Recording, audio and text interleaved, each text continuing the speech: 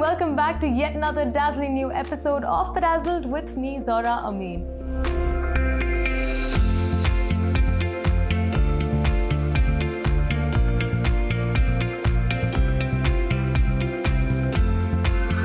Before we begin the show, Ramzan ka mahina shuru ho chuka hai. So here's wishing Ramadan Kareem from me and the entire team of Bedazzled.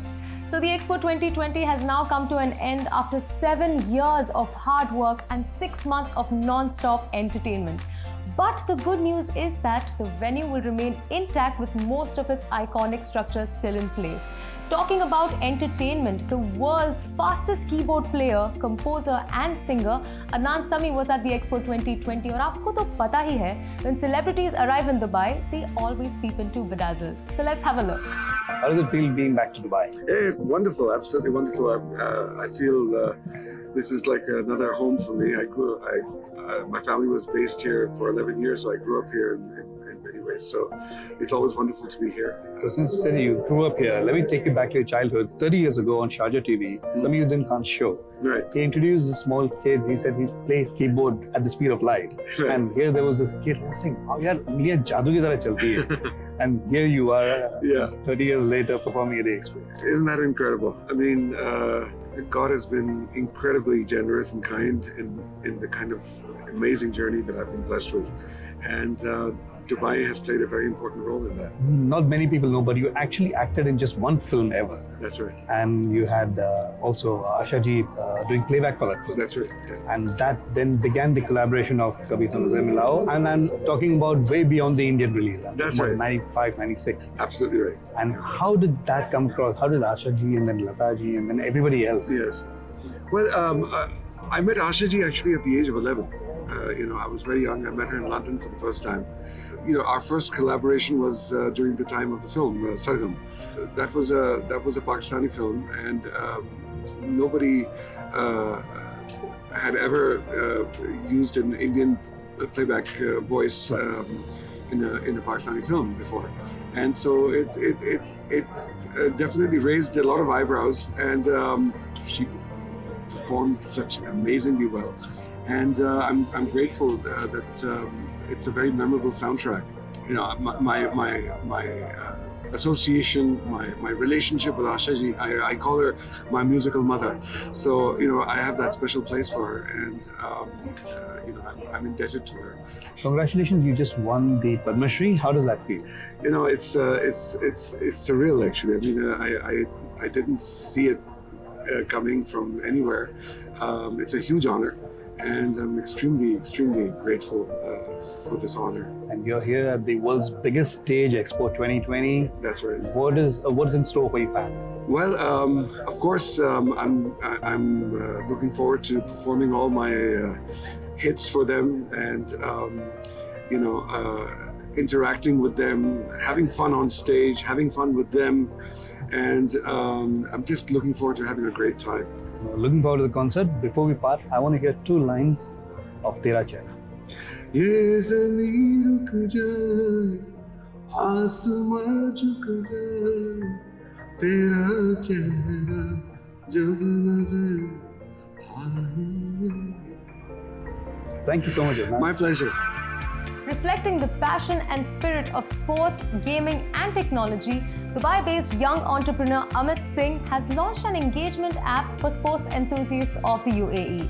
The app, titled Boomer11, is a mobile-first, free-to-play app which offers features such as daily fantasy sports, quizzes and engagement wall. Let's hear more from the creator himself. Pick, play and win daily with Boomer11. Download the app today.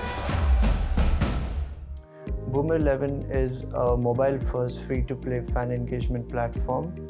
It's for all the users in GCC. We provide features from daily fantasy sports to quizzes to engagement wall, where people can share and discuss their favorite moment in the sport.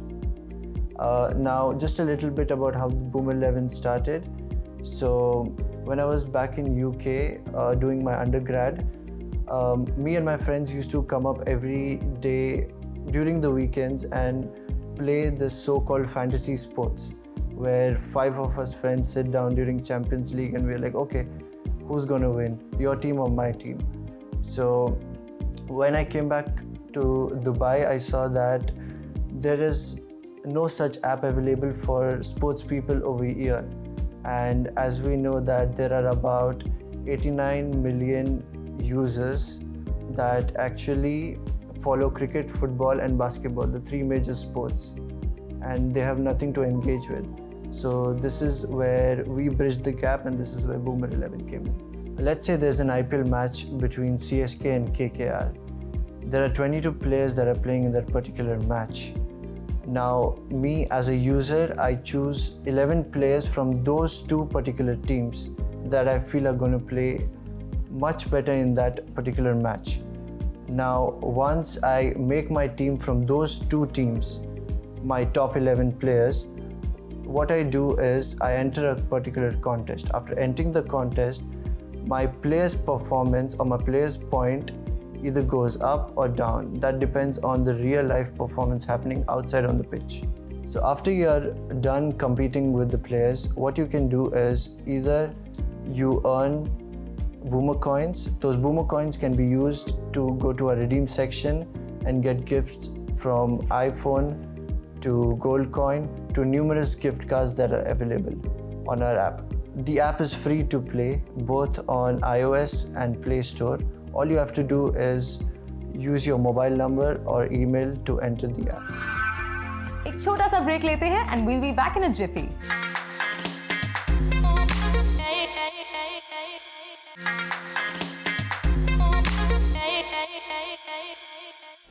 Mrs. Universe Dubai 2021 at one point thought she would not make it to the pageant at all after a fateful accident. Sounds like a movie story? Well, this is for real. Let's meet the beauty herself to know more about her challenges and triumphs. Coming to the most dreadful part of your journey, I think of any model's life for that matter, the accident that took place just before the big event. How did you manage to cope up with that, and how did you manage to rebuild all the confidence in you to, pursue that dream? Yeah, so everything was normal, and I fell in the steam room, and I hit my back on the corner of the marble step. So I just thought, okay, it's just one marble step, but obviously I was in pain, but I thought, okay, I've fallen, it's fine, but I couldn't move, and there was no one there in the room.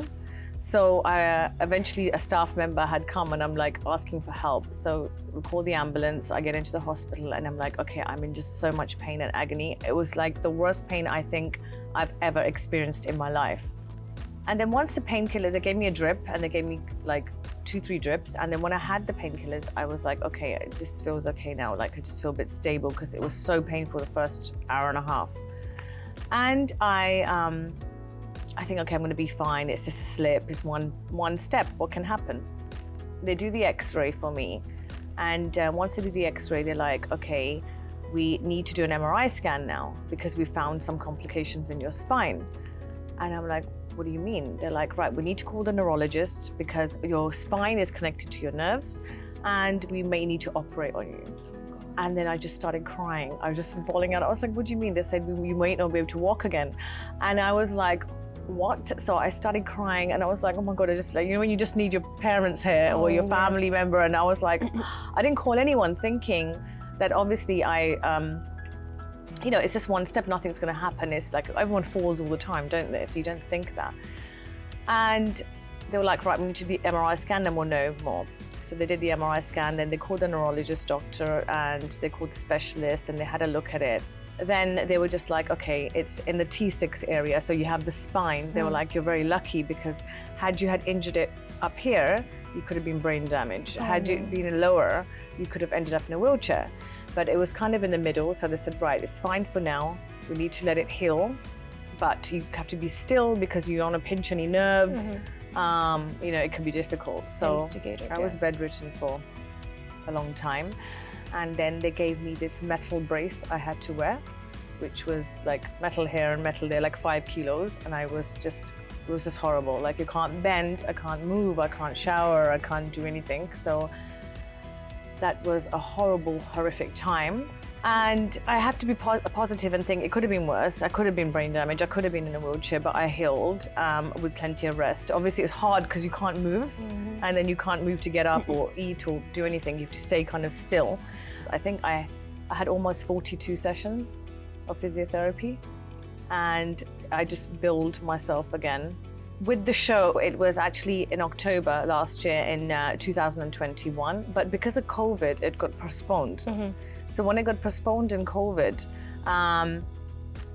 obviously I had hurt myself, so I thought I'm not going to do the show, so it's just, I didn't think anything of it. Then it got postponed, and it got postponed into December, and I wasn't healed by December either. In January, I had an X-ray, and they said the fracture of the T6 is not joined, so it's still kind of unstable at the moment, so you have to be careful, which means I can't wear heels. I can't do physical activity, so obviously I put so much weight on in 5 months lying in bed when you're not using your body, you're not using your muscles. And then they announced the show was going to be in February. So I was like, okay, can I do it? Can I not? I never had heels on for 5 months. I hadn't confidently walked. I was like, I'm going to do this because it's a calling. I want to do something to improve myself. It's a second life, so let's try and do something.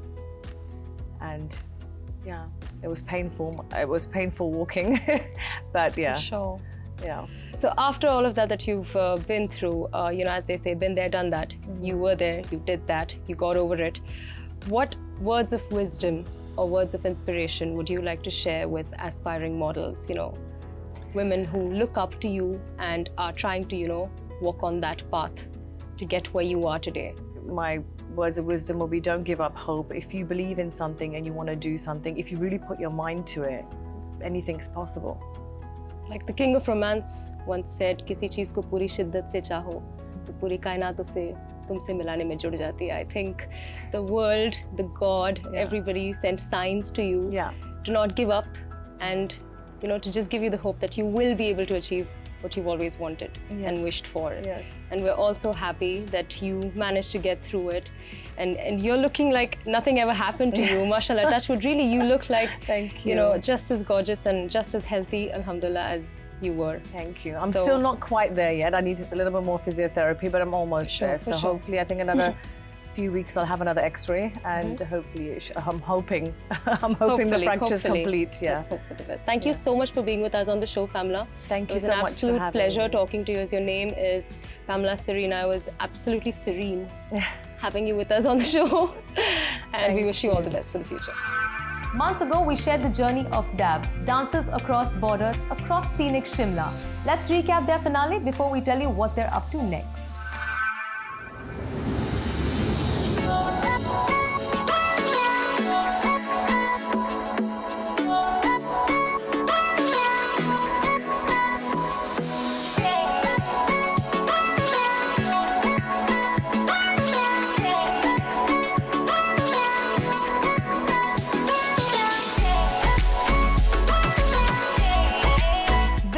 They are up for a bigger challenge across God's own country, and we will feature their journey over the next 5 to 6 weeks.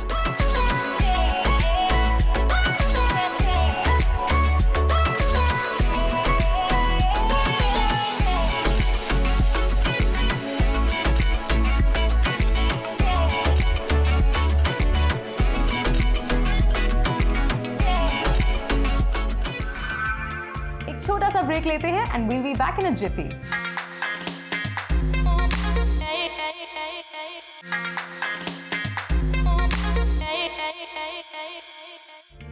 Our TT expert Vidya is back this week with some more useful weight loss tips, but this time we also have Dr. Shukla with her expanding on the subject. Hello everyone. So today we have a very special guest, Dr. Tulika Shukla. She has done her MD in psychiatry from NIMHANS and has worked in AIIMS in India. She has over a decade of experience in treating various types of mental health disorders. Welcome, Dr. Tulika, to Bedazzled. Thank you, Vidya. Thank you for having me. It's our honor to have you here. So in my experience, when I've been working with my clients for weight reduction, primarily I've seen that, weight loss is just a symptom, right? Even in my own experience, I've seen that. And most of the time what happens is when they deal with excess weight or overweight, there's a lot of body imaging and the perception of how they look and how that affects actually even their mental health. So from your perspective, can you share some insights on this, please? So like you very rightly said, when somebody has had chronic weight issues for a long period of time, they may start viewing themselves very negatively. So what your body actually looks like, but versus what your body looks like in your mind to you. How would you describe yourself to somebody is what your body image is. So over a period of time, people develop body image issues and it can start impacting their self-esteem. And over a period of time, it can even lead to depression, anxiety, and eating disorders. So can you give us some examples of where you've heard your clients, the way they talk about themselves when they have body image issues? Yes, so if you have a person who has body image issues, they will describe themselves using either negative adjectives like I have ugly thighs or I have a very fat body, or they will use words which have a negative connotation according to them. So I'm very chubby or I'm plump. So the adjectives or words which they have a negative connotation to are the kind of things people will say when they have a negative body image. Oh yeah, absolutely. And that's what I actually help my clients. I tell them to first stop associating my, to that part. Yes, so so your body image, how you start seeing yourself reflects also how other people have been viewing you. Correct. So over a period of time, you start associating the two. So how you describe yourself will also reflect how you think about yourself. Yes, correct. Now, if you are always thinking in negative words about yourself, it will start impacting how you think about yourself and you'll stop thinking that you're worthy. Absolutely. You said it right. That's the mantra that I always say, I'm enough. Yes. Because that the mind cannot reject. But if you say anything else like I'm beautiful, the mind will reject, because if you've been so used to talking about yourself, I'm fat, I'm ugly, I'm chubby, then the mind doesn't accept that. Yes. Great. The other thing I really wanted to ask, because, coming from your experience, how being overweight for all these years, being fat, and affects the mental health, because generally when somebody's sick, they go to the doctor, physical health is done, and especially with weight loss, you do have physical symptoms. But 9 out of 10 I've seen with all my clients, they also have deeper mental health issues. So can you give us more insight on that? Yes, so it is quite common to see that people who are struggling with chronic weight issues, they might have an underlying depressive disorder, or they might have underlying anxiety disorder. They may be doing a lot of stress eating and emotional eating to soothe themselves. Absolutely. So those things can be symptoms of an underlying mental health condition, like depression or anxiety. So I just want you to give some examples to viewers. How do we find out, in among us, whether it's our kids or could be our siblings or even colleagues, that they're going through this issue? How can we find these symptoms in people? Yes, so depression is generally seen when, for a long period of time, at least for 2 weeks, the person feels sad most of the time during the day and in different situations. They feel their energy levels are low, they feel that nothing is cheering them up, things that they used to enjoy previously, they are not able to enjoy now. They have developed a very negative view towards life, towards themselves, towards people, towards the world in general. Absolutely, And in very severe cases, there can be thoughts of harming yourself. And can we talk more about eating disorders? Yes, so eating disorders, some of the common eating disorders that we come across in our practice is bulimia nervosa, anorexia nervosa, and very recently ARFID. Okay. So I'll talk predominantly about bulimia and anorexia. Yes. Bulimia nervosa is a disorder where there are recurrent bouts of overeating followed by purging activities, where the person is not able to control their impulse to eat, and then they follow it up with activities where they try to compensate. It could be in the form of excessive exercise, it could be in the form of vomiting and using laxatives.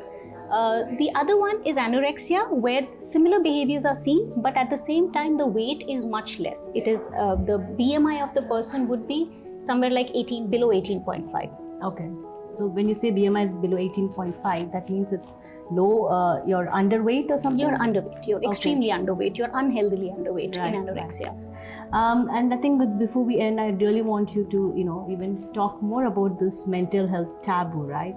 Because I always keep saying, if you're physically sick, you get a sick leave, right? But when you're sick in the mental sense, right? First of all, as you said, people say it's overthinking. So first of all, the validation is very difficult, and even if you validate it, you get validated for it. But asking for help, seeking for help is also another big taboo, right? So in your experience with your clients, what would you like to tell our viewers today? So first of all, if you're not feeling good inside, if you're not able to do things that are normal for you, that eating is normal for you, exercising is normal for you, if you're not able to do these day-to-day things, you really need to ask yourself what is stopping you. And most of the time the answer would be that your mental health is not as good as you think it is. Absolutely, yeah. And you're just bottling everything up and you're not talking about it. So the first step to get better is to accept that something is not okay. Yeah. And nobody forcing, when you go to a psychiatrist or a therapist or anybody, nobody is telling you, this is what you have to do. You're coming there for solutions. Yes. It's a collaborative process. So come to somebody who understands that what mental health is. Because a lot of times you may go to people who don't really understand what you're feeling and they end up invalidating you. Yeah. And that just makes you feel worse. Yes. That probably something is wrong with me. Absolutely, yes.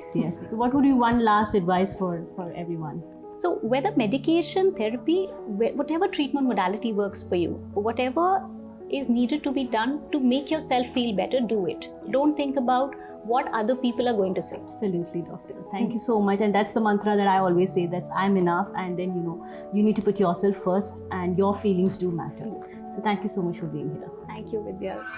It's time for me to wrap up this week's episode. Jaane se pehle, please don't forget to share your valuable feedback on our social media handles. Once again, aap sabhi ko Ramzan ka mahina bahut mubarak ho, and bedazzled again same time next week with me, Zora Amin.